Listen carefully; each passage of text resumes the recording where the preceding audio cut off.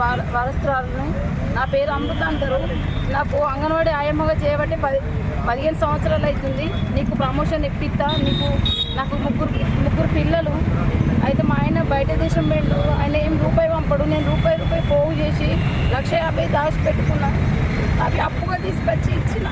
అవి నీకు ప్రమోషన్ ఇప్పిస్తాను 3 సంవత్సరాలు అవుతుంది. నేను ఫోన్ చేస్తే లిఫ్ట్ చేస్తలేడు, బ్లాక్లో పెడుతుండు. మళ్ళీ జిరాక్సులు ఇవ్వాలదే రేపు అంటుండు. నా బిడ్డలు పెళ్ళిళ్ళకి వచ్చారు, నాకు ప్రమోషన్ లేదు. నాకైతే మళ్ళీ అతని నుంచి ఏదంటే రెస్పాన్స్ లేదు. ఏమన్నా అడిగితే ఫోన్ చేసి అడిగితే ఏమంటుండంటే నేను నౌకర్ నుంచి సస్పెండ్ చేపిస్తా, నేను ఎక్కడన్నా దొరకబట్టిస్తాను బెదిరింపు కాదు మాట్లాడుతున్నాను.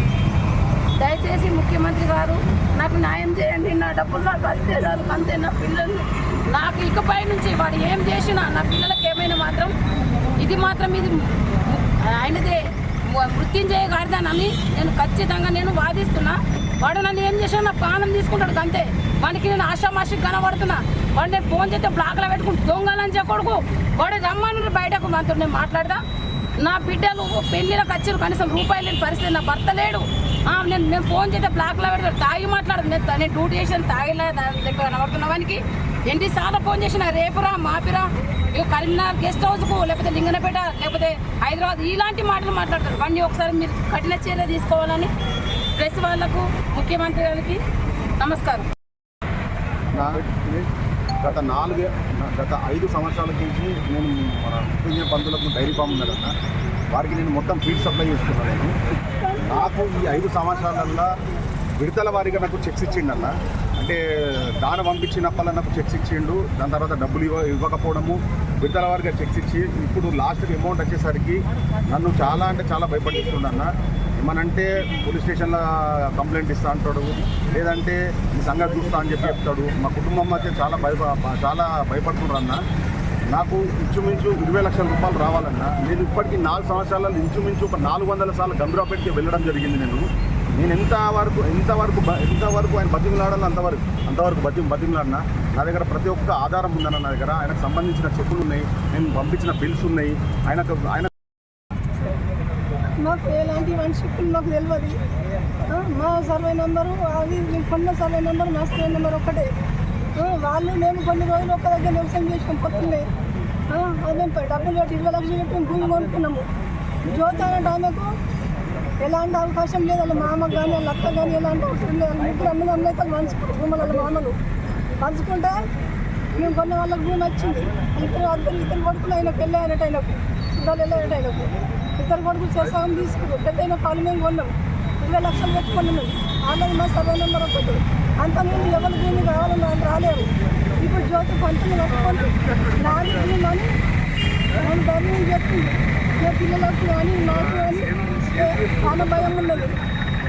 నా భర్తకు కూడా హెల్త్ ప్రాబ్లం ఉన్నది. నాకు హెల్త్ ప్రాబ్లం లేదు. ఇక్కడ పేషెంట్ ఉన్నాయి. మాకు ఎప్పుడు ఎవరికి ఏమైంది అనేది నాకు భయం అవుతుంది. మాకు పంచి కొట్టుకు జ్యోతి వాళ్ళను రేవంత్ రెడ్డి గారికి ఒకటే విజ్ఞప్తి చేస్తున్నాము. మా సొంత ఊరు గంభీరాపేట మండలము హెడ్ క్వార్టరు. మా తండ్రి గారు అనేటువంటి కమ్మరి ధర్మపురి గారు గడిచిన 50 సంవత్సరాల క్రితము జాగా కొనుగోలు చేసి దాంట్లో 40 సంవత్సరాల క్రితమే ఇల్లు కట్టుకున్నాము మేము. మా ఇల్లు 2000 సంవత్సరంలో ఆల్రెడీ రోడ్ వైండింగ్లో కొంచెం పోవడం జరిగింది. ఇంకా కొద్దిగా ఉంది. దాంతోపాటు కొద్దిగా ఇంకా జాగా మేము వడ్రంగి పని చేసుకున్న కూలీలము, మేము పని చేసుకుంటున్నాము.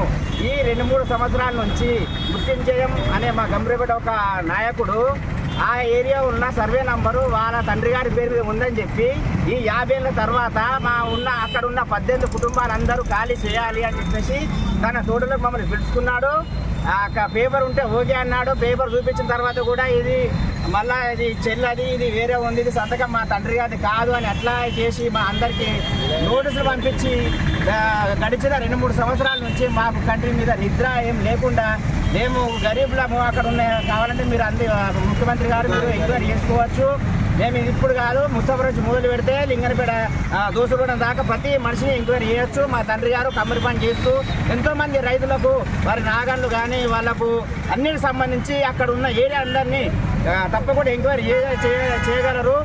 నేను పుట్టిన నా వయసు ఇప్పుడు 45 సంవత్సరాలు. ఈ 45 సంవత్సరాల వయసులో నా తండ్రి కట్టున్న ఇల్లుని ఇలా బుల్డోజర్లతో కూలగొట్టి ఏదో చేస్తామంటే మాకు చావు తప్ప ఇంకో దారి లేదు. నేను ఇలా ఒక నిరుద్యోగిని.